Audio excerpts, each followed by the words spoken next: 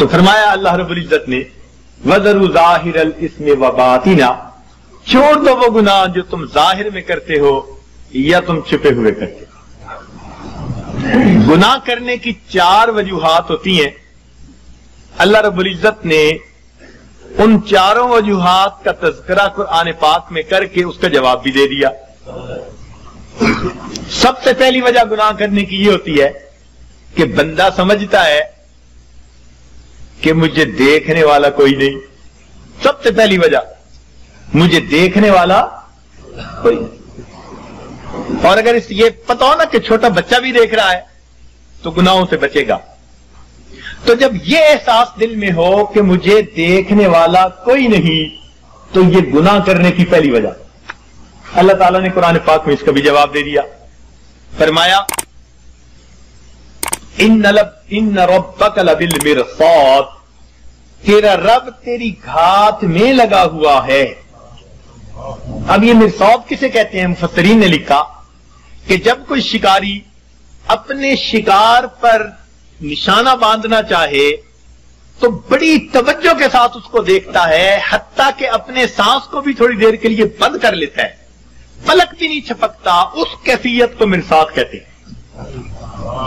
گویا اللہ رب العزت ہمیں اتنے غور سے دیکھ رہے ہیں جیسے دنیا میں کوئی شکاری اپنے شکار کو غور اور توجہ کے ساتھ دیکھ رہا ہوتا ہے۔ تو جب ہمیں اتنی باریکی سے دیکھا جا رہا ہے تو ہم کیسے کہہ سکتے ہیں کہ دیکھنے والا کوئی نہیں؟ تو اس کا جواب دے دیا کہ یہ نہ سمجھنا کہ دیکھنے والا کوئی نہیں، ان ربک لبالمرصاد۔ گناہ کرنے کی عموماً دوسری وجہ یہ ہوتی ہے کہ آدمی سمجھتا ہے کہ کسی کو پتہ ہی نہیں چلنے دیا، جی میں نے فون کیا پتہ نہیں چلنے دیا، میں نے فلاں یوں کیا پتہ ہی نہیں چلنے دیا، کسی کو پتہ ہی نہیں جی۔ یہ گناہ کرنے کی دوسری وجہ ہوتی ہے کہ بندہ سمجھتا ہے کسی کو پتہ ہی نہیں۔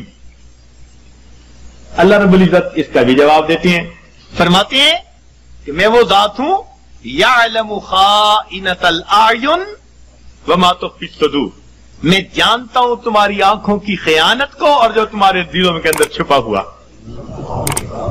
تو جواب دے دیا کہ یہ مت زوم میں رہنا کہ ہمیں کوئی نہیں، کسی کو پتہ ہی نہیں چلنے دیا، وہ جانتا ہے تمہاری آنکھوں کی خیانت کو اور جو تمہارے دلوں میں چھپا ہوا ہے۔ تو اس کا بھی جواب دے دیا۔ گناہ کرنے کی عام طور پر تیسری وجہ یہ ہوتی ہے کہ بندہ سمجھتا ہے کہ میرے پاس کوئی نہیں تھا، میں اکیلا تھا، جس کا تھا ڈر وہ نہیں ہے گھر، اب جو چاہے کر، مقولہ بنا ہوا ہے۔ تو جب بندہ محسوس کرتا ہے نا جی میرے پاس کوئی نہیں تھا، تو یہ گناہ کرنے کی تیسری وجہ ہوتی ہے۔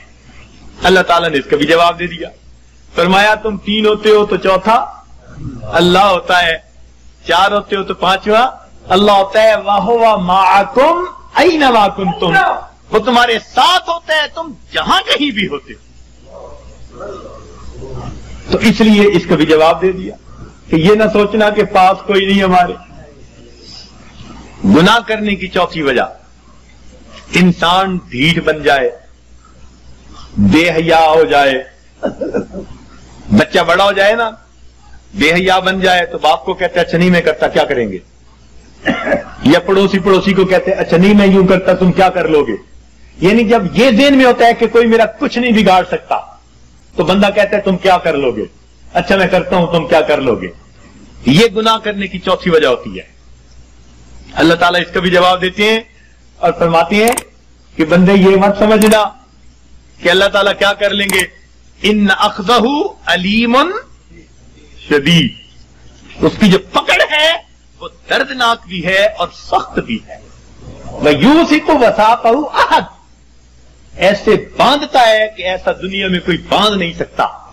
ایک جگہ فرمایا انی اعذبہ عذاب لا اعذبہ احدا من العالمین، میں ایسا جو ہے عذاب دوں گا کہ جہانوں میں ایسا عذاب کوئی دوسرا دے نہیں سکتا۔